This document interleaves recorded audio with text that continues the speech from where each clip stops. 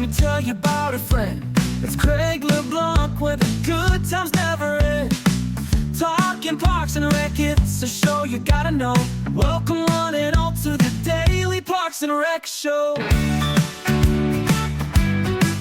It's the Daily Parks and Rec Show. It's called recreation because we are actually recreating ourselves every time we participate in that activity that is not work or sleep. To think through that, I mean, we are literally recreating ourselves. And the idea, you've probably heard me say this a lot, but the idea of community. Parks and recreation is different from place to place. That means the possibility of what we can do in any given community is infinite. And so we are actually recreating not only ourselves when we recreate, but we are able to recreate our community. Welcome back to the Daily Parks and Rec Show. Today we're coming to you from the NRPA Convention 2025 with a powerful conversation featuring Jason Jones from Central Michigan University. Jason's journey weaves together leadership in parks and recreation, groundbreaking research on childhood obesity, and a deep passion for community health. From his early days discovering the F3 fitness movement to his work creating innovative programs like Fit Together, Jason shows us how Parks and Rec can be a frontline solution in fighting childhood obesity and building healthier, stronger communities. We'll talk about why Parks and Rec is more than just programs and playgrounds. It's an essential service that touches every stage of life. Get ready for insights on flexibility, innovation, and how recreation professionals can reimagine their role in shaping the future of health and wellness. Let's dive in. Take about it. There we go. All right. This is Craig LeBlanc again, the doorman with the Daily Parks and Rec Show.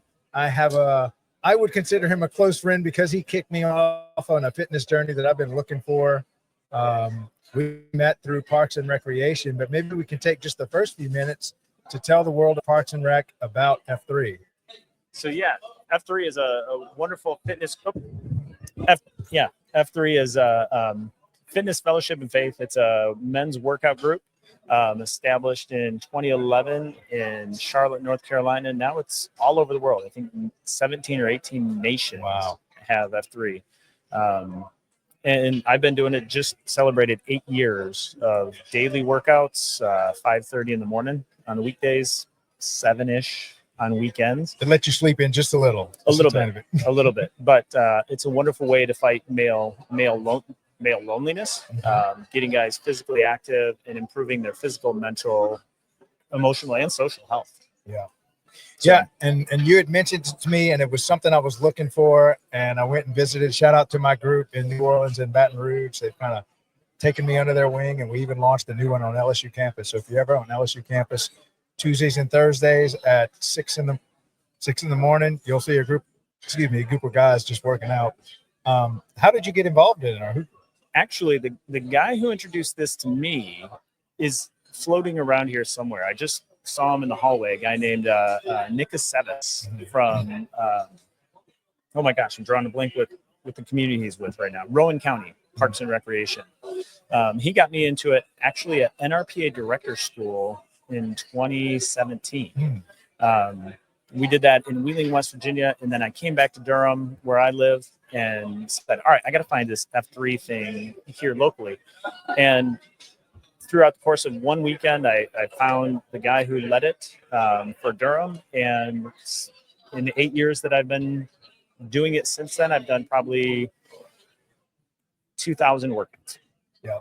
So, and you can count my workouts as half workouts, I guess, for you. And it's really fun because it's peer led. It's maybe go through the five. What are the 5 tenets? I think I could probably recite them, but I don't want to mess them up. Ooh, you've been doing this a month. If you can recite them, I would be really impressed. Okay. I'm gonna give it a shot. It's outdoor, free, peer led, circle of trust. There's that other one I always forget. Circle of trust is the one that usually people do forget. You forgot peer led in an alternating fashion. Okay. So the mission of F3 is to plant, grow, and serve small workout groups for men for the invigoration of male leadership. And like I said, it was started in Charlotte in 2011, and there's over 10,000 F3 guys that work out throughout the world. So Yeah, and they have a good slogan. I guess it's a slogan, and I might butcher it again, but it's "Leave no man behind, but leave no man as you found him." Is that right? that's correct. Yep. Explain what that And is. so we always make sure that we pick up the 6, both literally and figuratively. So these are workout groups that happen usually in the gloom of the early morn, as they like to say.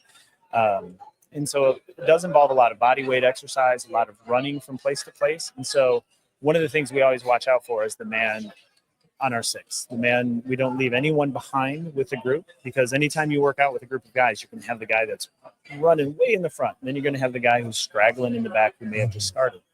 So we always make sure we circle back and pick them up and bring them back into the group. And so we do that very physically. But we also do that outside of the workout figuratively as well, because we want to make sure that we're fighting male loneliness, that we are making sure that the other packs that we work out with are healthy, both physically, mentally, and emotionally. Yeah, and it really is all levels of fitness. I've gone to some groups where I'm nearly the first guy finished, or some where I'm like the last guy finished. I mean, it's something about when you're the last guy that you feel like, oh my gosh, I'm falling behind. And then somebody from the crowd just comes and does your push-ups, your last set of push-ups with you. Right. Or, they wait until you finish in the plank position. And there's something about the camaraderie about that everybody's moving forward as a group. Yeah. And as you go through this, you're going to find that there are days that you modify, that we always say modify is necessary. That way it's accessible for all men. But there will be days that you find on your journey, as I have, that you're going to work out maybe half effort, because you're talking to somebody that you've never met before, somebody that's going through something, but that's the workout they needed that day. And that's the workout that maybe you needed that day. Yeah. And then usually after, if you can, maybe talk about the little meeting after where y'all go have coffee or just hang out with each other for another half hour, an hour, and just kind of work on that community aspect. Yeah. So we call that cafeteria. And so sometimes it's on site. So got maybe a leader in the group will bring a few cold coffees, the store-bought stuff, or a lot of times they'll just drive to the local Starbucks or whatever coffee joint is local. One of the workouts that I do is on Wednesday, and we go to Bojangles, and we call it the world's most mediocre coffee. The coffee is wonderful, absolutely, but the fellowship and the conversations that we have after. I have a 13-year-old daughter who's just started, just thinking about like going to high school. And 2 weeks ago, I had a conversation with a guy who just dropped his daughter off. His oldest daughter dropped her off at college. And so we were able to have this conversation where it's like, wow, that's the next big thing for me. And this guy's not much older than me, but there's nowhere else I would have that conversation. And we've been there and had conversations with guys that have lost their jobs. Wow. We've had conversations with been there for men whose significant other may have passed or is going through major health issues. So it's a way for men to connect using fitness to connect and be healthier emotionally and relationally. And so this has all been a good segue into what you've kind of started to dedicate your life to, which is the intersection of a career in Parks and Recreation. So you've experienced just about everything that can be experienced in Parks and Rec as a director. And then you're big into health and wellness. That's what you chose to study and do research on. And you're someone that's doing research on the effects of childhood obesity. And so at the intersection of Parks and Rec, research, and health and wellness, and this is where we find you, correct? Yeah, that is totally where I'm at. How do we build a community around kids who may not be physically active, who have been diagnosed as obese or overweight? And then how can we create that community around them to introduce them to the physical literacy that they may not understand? How do we talk about different eating habits to have them eat more nutritionally or more healthier? Yeah. And so that's where I'm at. I was just having a conversation here with someone I just met. And I said, I am a researcher is how I introduced myself. But then she told me she was a real researcher. And I was like, okay, one caveat. I'm not necessarily a researcher. I'm the person who understands the research, but can operationalize that information. And I can speak to both. Yeah. And so that's why I've found myself kind of at that corner or that intersection of research and recreation. So you essentially, if I'm understanding correctly, you're not just some doctor in a lab that's just knee deep into the research without ever going out into the world and seeing the practical applications. you come from the practical application side. And so as you do your research, you're then going out and, well, first of all, you have that history, but then also going to see, aren't y'all kind of starting to collaborate with some Parks and Rec departments? Yeah, so we collaborate right now with Parks and Recreation Department out of in Georgia. We've got a Parks and Rec Department in Reno, Nevada, and a couple other Parks and Recreation departments that we're creating this Fit Together program, which is a community and clinic partnership to help essentially prescribe physical activity to kids in a Parks and Recreation setting by their doctor's office. And it's all based on the idea of IHBLT, which is intensive health behavior and lifestyle treatment. And essentially 26 hours of treatment utilizing physical activity and doctor visits. Kids will see over the course of 3 to 12 months, kids will see an improvement in their cardiovascular health. Typically, oftentimes we'll see a decrease in their BMI, and their quality of life goes up significantly. And so it's an opportunity to introduce kids that may not have the physical literacy component or, have proper eating habits, to get those, gain that experience, and do it within a setting that the other kids look like them. And that's a piece of feedback that we get in almost every community that we have our program in. And so that's where I'm at right now, helping disseminate that throughout the United States. So maybe describe what is childhood obesity. How do you describe that? When do you see it? What's the epidemic? Give us some insight as to what you found about maybe even the causes of childhood obesity, and what can we do about that? So that's where I'm not a researcher. I can't necessarily speak to that. I can speak to the prevalence of obesity. There are more kids diagnosed with overweight and obesity than with ADHD. Wow. And so being able to create opportunities and utilizing the infrastructure that I've my professional life I've grown up in, utilizing the green infrastructure associated with parks and recreation, and doing it in a way that we can make sure kids are being physically active is really kind of where I'm at to help fight that. It's something different than GLP-1s and obesity medications. It's a way to actually show kids how to be physically healthy, helps build teamwork, leadership, and shows them how to have a good time.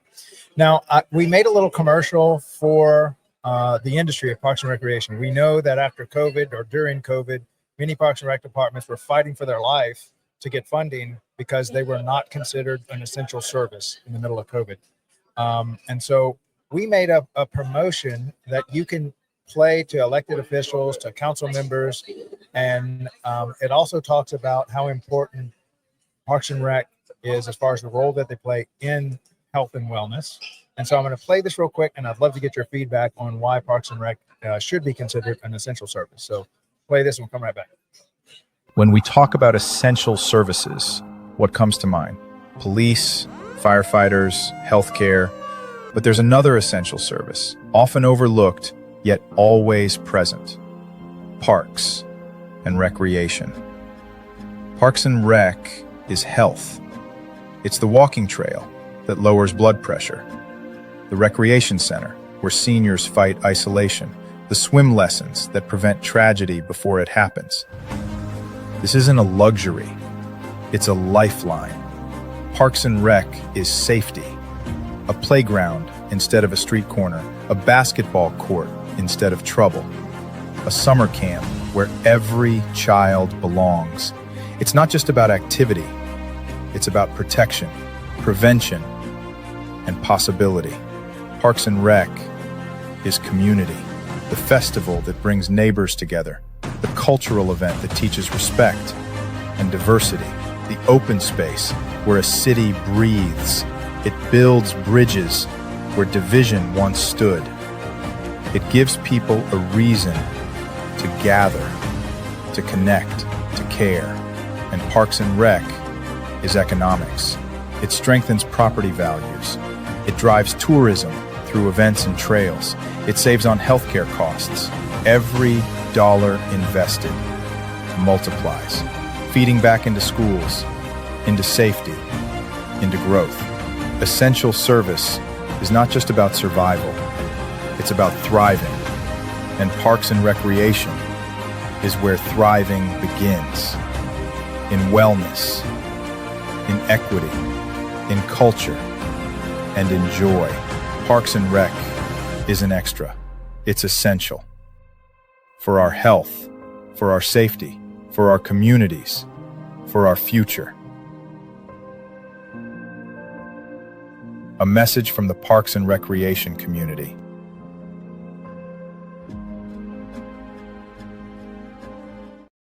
All right. So how do we do on that one, first of all? I love that one. I've seen that once or twice, and every time we get done, every time I'm done watching it, I think of something else. And I think this time watching it, especially being here amongst all these Parks and Rec folks, is it's called recreation because we are actually recreating ourselves every time we participate in that activity that is not work or sleep. And so if that is the third thing that's not work or sleep, how is that not essential? And so wow, what a great point. To think through that, I mean, we are literally recreating ourselves. And the idea, you've probably heard me say this a lot, but the idea of community, Parks and Recreation is different from place to place. But that means the possibility of what we can do in any given community is infinite. And so we are actually recreating not only ourselves when we recreate, but we are able to recreate our community, whether it's a community that's focused on one specific park, or whether it's a community that's focused on an entire park system or an entire recreation center. In my case, it's how do we focus on this community of kids who need to understand more about physical activity. And to me, that's the most amazing thing about Parks and Recreation. That's what that commercial you just ran makes me think of, is every time we do this, we are recreating it. And this happens to be the group of professionals in the United States and abroad that are recreating that, not only for themselves, but for their community people. So this is what we do. We are recreating our lives in a way that's better than it was yesterday.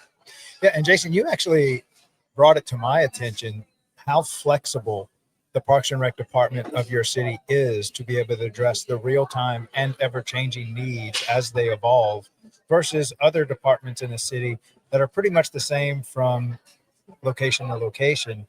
Not so in Parks and Recreation. You can actually change and adapt your programming to fit the needs of your local community, whether it's an old retirement aging community or whether it's the next fastest growing city, or maybe there's a very diverse culture in there. So maybe you can speak a little bit about the flexibility of Parks and Recreation to be able to address the local needs. Yeah, sometimes that's a challenge, because some people would say, I don't agree with this, but some people would say that it's not essential. It's not essential because there's not a pre-written script about what we can and can't do.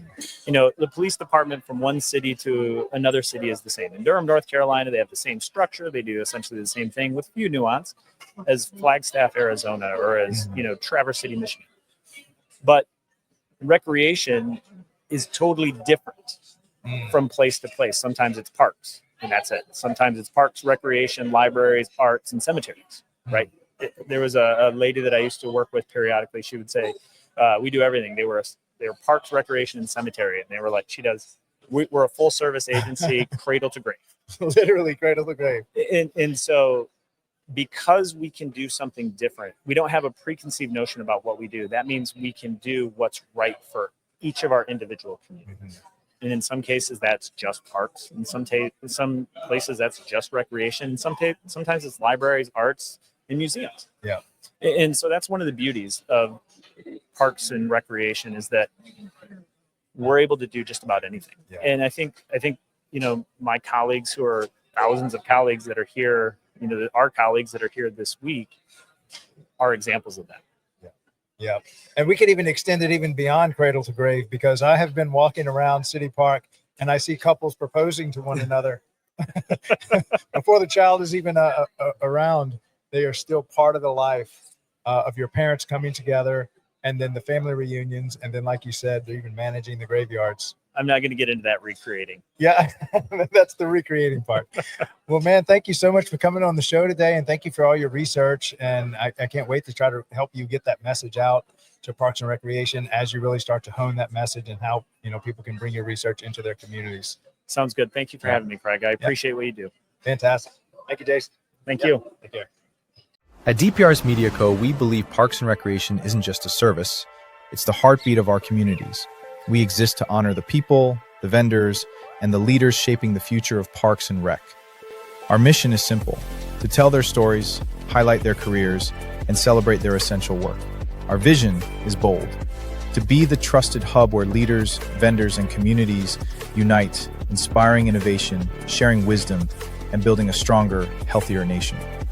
Through over 220 live shows and 6 weekly series, the Leadership Series, Facility Maintenance, Young Professionals Network, Youth Sports Mastery, The Rec Room, and Growing Leaders, plus our industry-leading newsletter, the weekly Parks and Rec Post, we're building a media platform made for the Parks and Rec community.